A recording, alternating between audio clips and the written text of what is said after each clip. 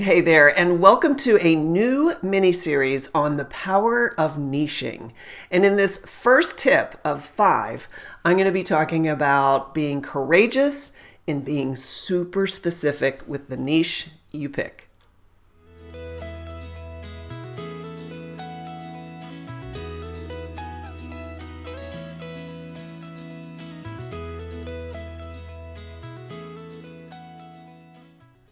Niching has always been a big challenge for me in my business because I can do so many different things as a creative. And the reason why I can do these things is because of my corporate background. I've had so many different jobs and in so many different capacities, from customer service rep at a printing company down to a client rep in a big agency to running a team like at Marriott. I ran the web team and like everything in between. So I've not only been a creator, but I've been a leader, manager. I've done traditional as well as the digital, and I love all of it. For me, it kind of feels like it's made me a really well-rounded creative, understanding the full spectrum of marketing, communications, and advertising for business. And in so doing, I found that the things that I love most about all of those areas that I know I'm really good at. And it's interesting because when I started my business 16 years ago, because I had all of those skills and all that experience, I kind of went in like this turnkey, what do you need? I can do, I can fix that. I can make that. I can shoot that video. I can write that copy. Which was fine because it made me feel like I was really adding value. But what it kept me from, showing up is something very, very niche. And in that niche, what I've developed over the years is, and of course, gaining confidence in being in business for myself, I've really seen where I bring the best value. And I've also been a student of understanding what my ideal client is really struggling with. And it's a combination of the qualitative as well as the quantitative, meaning a lot of my clients don't have confidence in certain areas, like their messaging or their brand or how to find clients. They're just not really sure. They don't have a strategy. And then the other is the more quantitative, which is what are their numbers? What does their personal brand look like? What are they showing through all their communications? Is it dated? Is it incomplete? Is it too broad, too generic? So of those two combinations, there was a space for me to kind of really bring in and get super specific about what I did. And so now I'm at the point in my business where I focus on providing like super specific help and guidance around personal branding for lifestyle solopreneurs. And that actually is still a very large bucket. When I look at solopreneurs, that's basically any one-person business. So that's really broad, you know what I mean? But what I've been doing in my business is I have been targeting a lot of professional speakers, people who, stand up on stage and deliver a keynote for a living, and they fly all over the world, and they're usually a member of the National Speakers Association and so on. And that's been probably one of my niche within a niche that I really focus on. But what's interesting, and this is why I wanted to talk about having the courage to be super specific, is I've always resisted, and still even to this day, resist from making all my branding state that I only work with professional speakers. Because I feel that I'm excluding, this other group of clients that I have served over the years that I still enjoy serving. And those are the consultants, wellness practitioners, coaches, trainers, authors. These are all people that have been clients of mine and have really benefited from the work that I've helped them with. And so when I look at that group, yes, it's a lifestyle solopreneur. These are people that are really just kind of cruising in their careers. They're very confident about what they do. They've kind of figured generally, what makes them happy and lights them up, and they know their audience. And it usually comes from experience they've had in the past, kind of like mine, coming from a corporate, background where they've really earned their chops. They want to stay in that industry.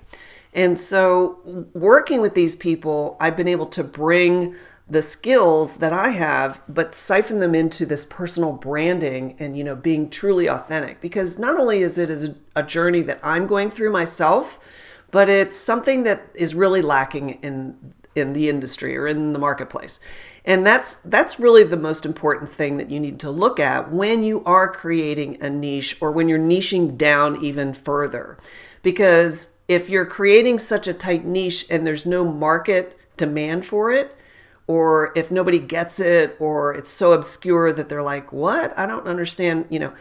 You have to look at what's needed in the marketplace, what people that you want to work with, what they're complaining about. And niching can actually come from a group that you're already serving. So it could be a group of people similar to mine that like, oh yeah, they're solopreneurs, but the majority of the people I work with are professional speakers. But they also are consultants or trainers or, they have something else that they do. And so instead of just labeling themselves as a speaker, that's where the personal brand comes in. So they need that help. They need to know that is something that is going to really propel their niche, and it's going to give them the opportunity to get that much tighter in their content. And basically, these are the other tip. I'm getting ahead of myself. These are the other tips that I'm going to be covering about how personal brand fits into that, how content creation and thought leadership comes into that, and that's all the other tips that I'll be talking about. But this first one is all about having the courage to be super specific. So what I want to challenge you to think about and maybe do as an exercise is to write out what it is that you do, who you serve, your basic, kind of elevator pitch or however you compartmentalize who you are, what you do, and who you do it for.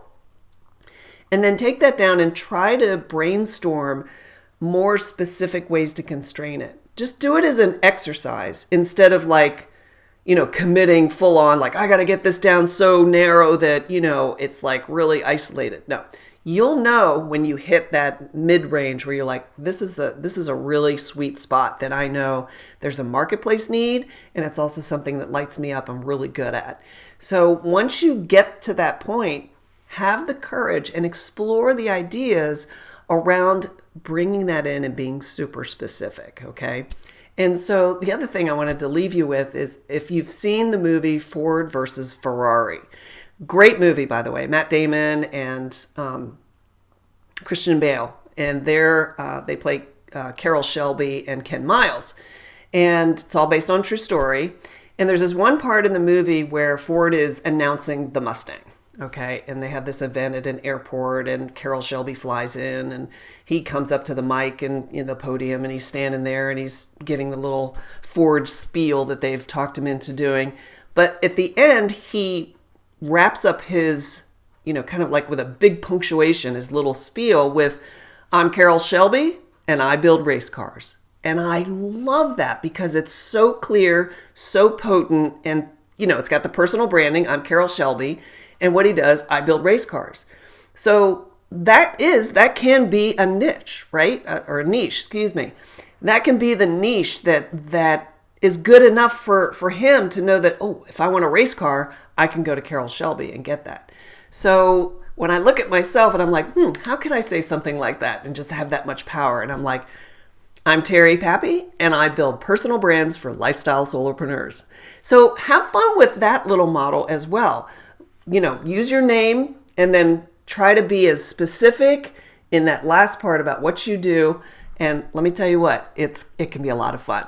So have fun in exploring that and looking at ways you can really niche down. I keep getting niche.